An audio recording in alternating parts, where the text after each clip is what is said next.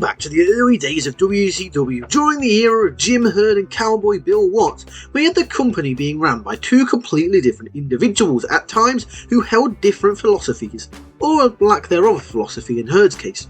During this time period, a new concept was created in an attempt for WCW to come up with something fresh, something new, something innovative, while also trying to get an answer to WWE's popular Royal Rumble event that was continuing to grow in popularity during that time.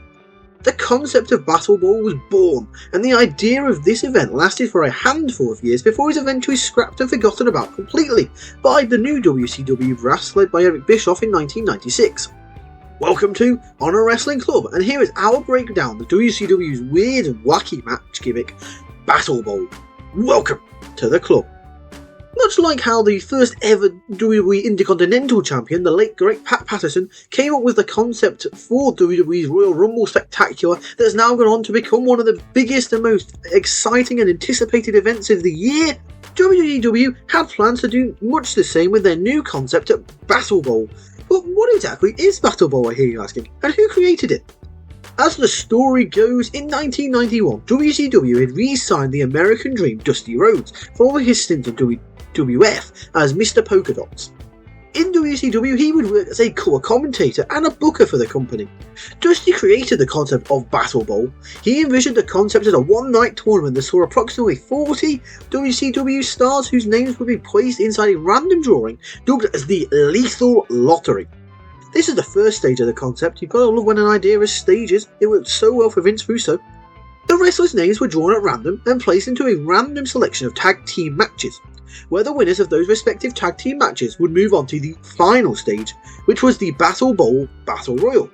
Depending on the number of participants and matches, this could mean either a 20-man, 16-man or 8-man Battle Royal, with the winner being awarded a special Battle Bowl ring.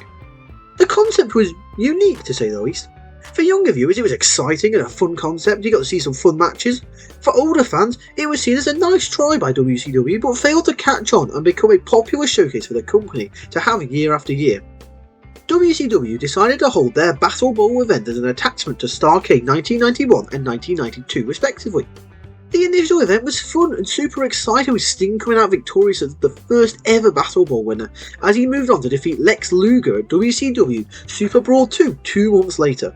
The Great Muta won the Battle Bowl at 1992's Starrcade event, but the concept was dumbed down to only feature 16 men and then an 8-man Battle Royal, as opposed to the initial 40-man tournament and then down to a 20-man Battle Royal, which hurt the quality somewhat.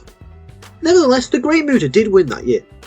In 1993, Battle Bowl was its own pay-per-view event, with WCW World Heavyweight Champion Vader winning the match as part of a 32-man drawing leading to a 16-man Battle Bowl Battle Royal. We wouldn't see the Battle Bowl again until WCW's Slamboree event in 1996, where Eric Bischoff decided to resurrect the concept one last time. Diamond Dallas Page won the match this time and was supposed to have earned the WCW World Heavyweight Championship match at the time, but he would never receive it. He wasn't part of the NWO storyline, so who cares about him?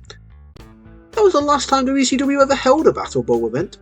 The reason why it failed is because the concept was changed and toyed with several times, with the significance behind it being nothing more than simply bragging rights measure, rather than using it as a vehicle to give that wrestler a big push, or at the very least a future World Championship match. It's kind of the same issue King of the Ring had initially, in that there was no real stakes to it beside the fact he had to walk around with a crown that, looks like it's from Burger King. Nowadays you get a championship match which actually means something.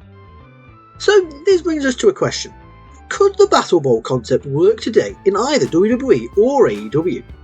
Realistically, the chances of Battle Bowl returning within the confines of WWE are slim to none, as WWE doesn't need the Battle Bowl with its many concepts and match ideas they've laid out on the table for each PLE event.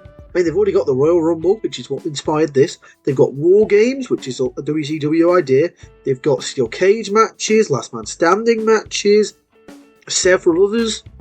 As for AEW, it's an idea that could certainly be explored. The idea of Battle Bowl is a good idea on paper, but it just needs to be tweaked slightly to make it work.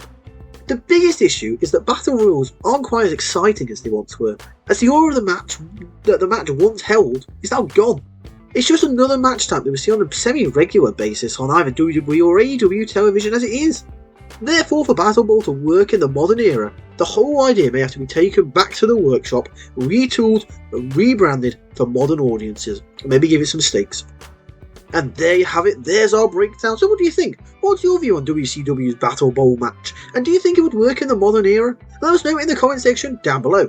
If you've enjoyed this video, be sure to give it a thumbs up and click the subscribe button if you are new around here. That's all for now, so I'd like to thank you for watching, and welcome to the club. See ya!